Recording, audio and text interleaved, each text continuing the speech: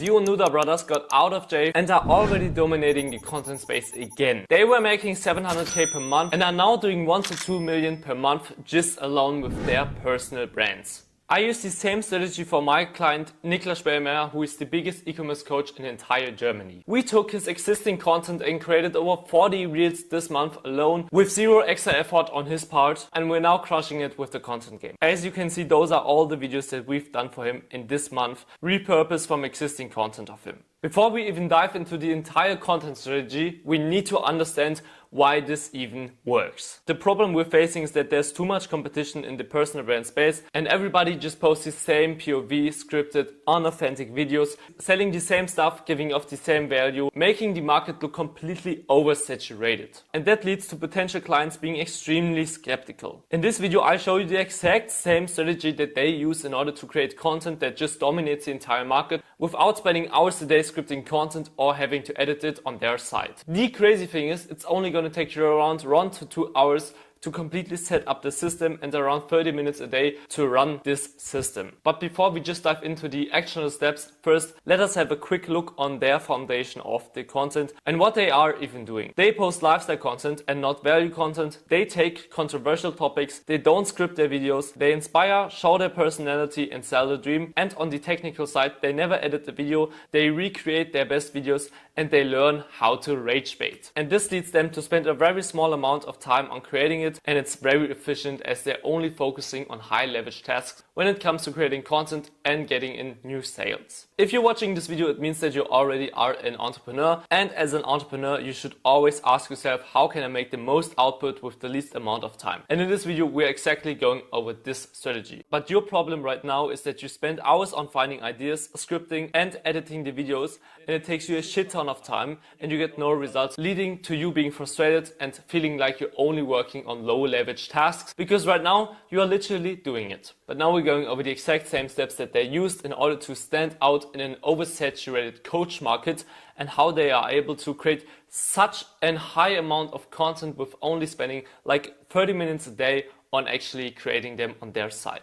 The first thing that they really understood pretty well is their lifestyle, and that's also something that you really gotta do, because what most coaches do is they just see what's already working, they paste it, and what they're doing is burning money because it doesn't fit their lifestyle, it doesn't fit their current situation, and it literally leads to you having no results but spending a lot of money. As you can see here, Sam Millsap, some people copy him that are just renting cars and it doesn't bring you anything. People will also recognize and it just feels fake. You need to find something that you are doing on a daily basis that is desirable to a certain group of people. So maybe think about, okay, what kind of people can I target in my situation? If I only sit in my room the entire day, maybe I should focus on people that also want to be disciplined enough to sit in the room all day. So think about what you are doing and what your ICP dreams about, and then you should really understand your lifestyle and focus on that and double down on that. Next, the Onuha Brothers did an amazing job on finding their unique angle. As you can see, they are literally spending all their time together,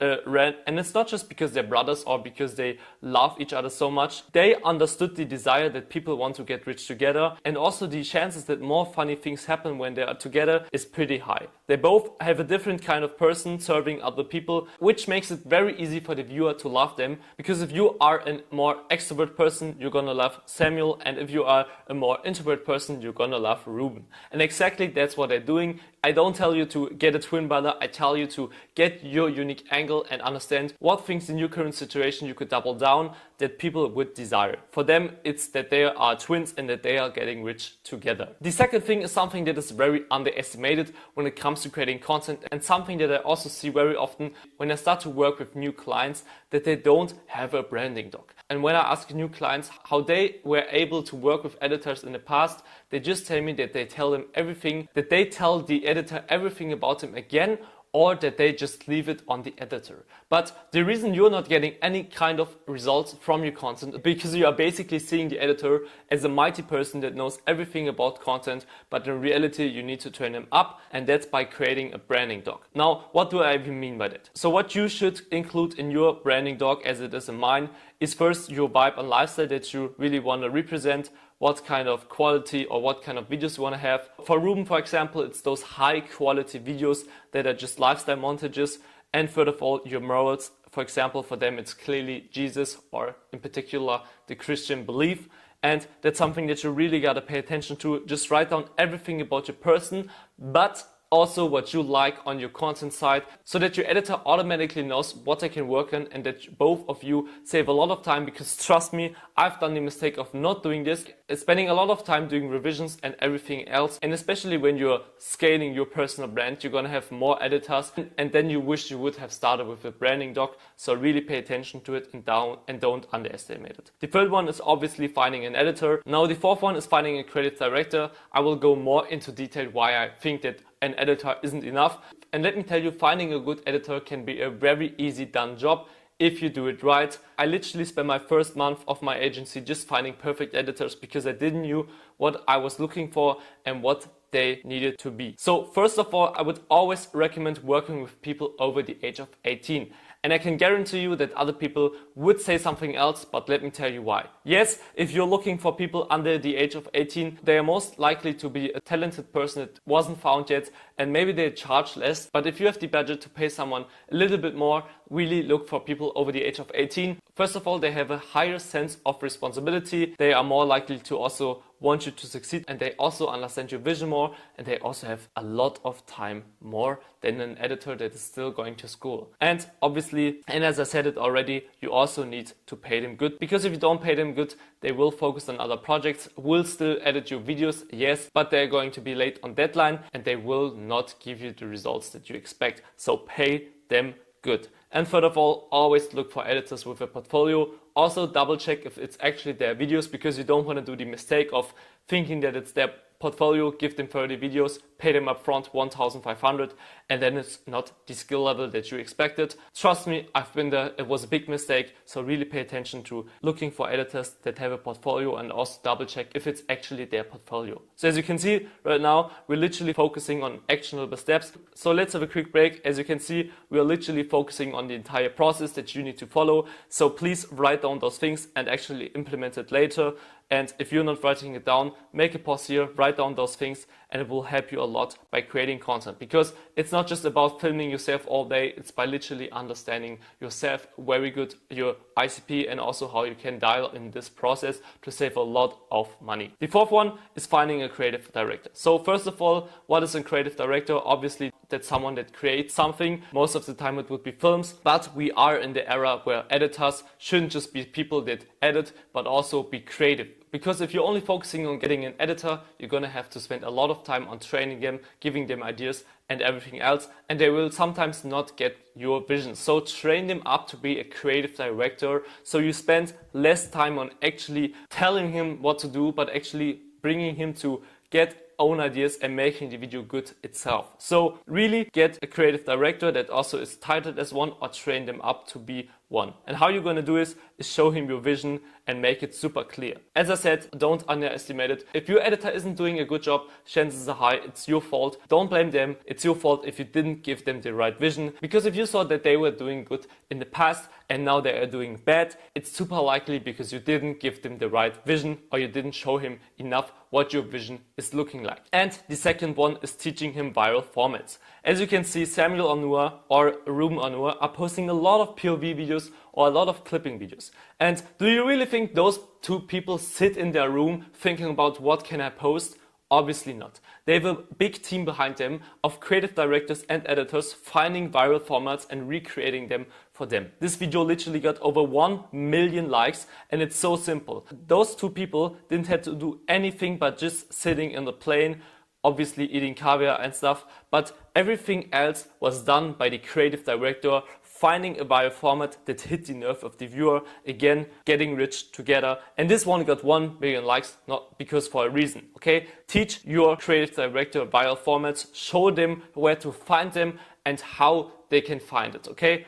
Really show them what you're liking of viral formats so that they can find their own, come up with own ideas. And third of all, also don't underestimate your work. Yes, having a creative director is good, but he will never own your mind. You can only train him up to a certain level, and then he will be a good left, and then he will be your good right hand, but he's still not you, and you will also have new ideas that you then have to train him up for. So always, so very important, don't just find an editor, find a creative director. And if you don't have the money for an actual creative director, just train your editor up and also be patient. And the fifth one, literally the most important one, is creating a system. Because if you're not creating a system like I did in the first couple of months, you're just gonna sit there for hours doing everything your own, feeling like a manager and not a business owner. It's your job to build a system that is literally managing everything, or a person that is managing everything, but you shouldn't be a manager yourself. And so creating a system that on the one side gives you good results, but on the other side saves you a lot of time is really necessary. And so what I've done for the last couple of months for me and my clients is this workflow. So first of all, we are going to do a 4 to 5 hour per week market research. And yes, if you don't have 4 to 5 hours a week, then just click off the video, because this is everything it takes. Okay, it's around 30 minutes a day. You can do it at one time in a week. You can do it every single day. I personally would recommend it in not just doing it every single day, but actually blocking off one day and working on it 4 to 5 hours. And so the first step is creating a creator list, okay? Actually, I switched in, but as you can see, this is my creator list where I've written down every single creator in my niche, the Instagram and TikTok link, so that every single time I do a market research, I can just go onto this list and literally what they've been posting in the last week, so that I don't just spend time and hours on doom scrolling and finding ideas, but actually know where I can find what I want to. And this is really helpful if you want to work efficient. The second one would be to put ideas into one place. Watch the videos and write down ideas. The worst thing that you can do is just trying to find the perfect idea and also scripting it directly. Just find ideas. And especially when it comes to creating content like the Onuha Brothers that is not scripted, it's important to just find ideas, write them down and have them in the back of your mind, because you can't plan the content if you want to do it like the Onuha Brothers. If you want to have a lifestyle content that literally sells the dream of your potential client, you need to have ideas in your head that then later you can take and then just recreate it on your own. But if you don't watch content and if you don't understand the market, then how are you supposed to find situations in your real life where you could literally clip farm, okay? Your goal is to get so many ideas in your head that you can literally clip farm everything in your life. Because, for example, I was in Dubai with a friend, random people were posing in front of my friend's car, and it was literally such a good clip, but he didn't get the idea, and it took him so long to realize that this could be a clip. And then we still managed it, but it didn't really look like natural, because he then thought about what he could say. But if you get the ideas into your head, you will be a master at clip farming, okay? And the third one would be to discuss everything with your creative director on calls, to literally tell them what your ideas are, so that they also get the idea, okay, how is the process working? What kind of ideas does he like? And then fourth, learn why a video works. It's so necessary, because again, the Onuha Brothers don't script their content. They literally also understand why does a video even work. And so write down 5 whys on why the video did well. For example, if we watch a video, write down, okay, the hook worked well, the editing was fast, they spoken with authority, they literally had Lamborghinis in the background, those kind of things. And then you always remember them, look at your notes before you go outside, and then you see, okay, how can I recreate the situation? Okay, and so the second one would be write down every verbal, sound and visual hook. Okay, write it down, because then you're gonna have a really sense for how to create a hook, because you again don't script your content. You have to say something out of your mind and maybe also articulate and think about how it is being presented. Why did the video work well? Most of the time it's first of all because the hook is good. What was even the hook? How can you recreate it on your own? For example, he's wearing a Richard Mille in this video is talking about his past, and he's literally, I can see it in Dubai. And so ask yourself how you can implement them into your lifestyle. Again, you don't need to be sitting in Dubai. You can also sit in your room as I do, but you need to find your group and how you can target them and how you're going to trigger them. So don't just look at Onuha and think, okay, I'm broke, I can't do it. Yes, you can, but you maybe don't even have the target group of what Onuha Brothers have. Okay, they have young people that desire those shiny objects. If you're targeting more rich people, then it doesn't even make sense, because most of the time they already experience what it's like to have those things and they don't really desire it anymore, okay? Maybe they desire peace or anything else. So don't trick yourself by thinking you need to have a shiny lifestyle, okay? And so what's also very nice is to have a short form tracker where you just write down every video, format, reference video link, goal, status, so that your editor really sees everything, that you also see, okay, those videos are filmed, those are not even started, And here, for example, the raw cut is done. And also have a content tracker where you literally rate your videos every single week, that you know, okay, this wasn't good, why wasn't it good, why was this video good, how can I recreate them? Because as you might know, the Onuha Brothers recreate what's already working. And then the last step is, of course, the reason why you're here: record yourself and film the content. And again, film at least 5 hours a week content. The good thing is, if you're doing it like the Onuha Brothers, you don't need actual 5 hours, because you have 24 hours in a day and you can just do your tasks that you're already doing but can film them. So really plan your week well, because the Onuha Brothers often go shopping, they buy a new car, they are working, they have business calls, and they just film themselves with it, okay? They don't have actual time block for it, they just film their daily life. Of course, they're also designing their daily life, because if you can combine both, it's very helpful, okay? And so try to take the camera with you with as many cool events, activities as possible. If you're going on a concert, if you're going on a meetup, just take your camera. You don't know what's happening, okay? Don't make the mistake of not taking your camera up because you think there's not going to be anything cool to film. And also have the discipline to film yourself, because sometimes I know you just want to chill, you don't want to film yourself going into the steakhouse, but that's literally the highest leverage task that you can do in this entire system. So take it out in unexpected moments and just film.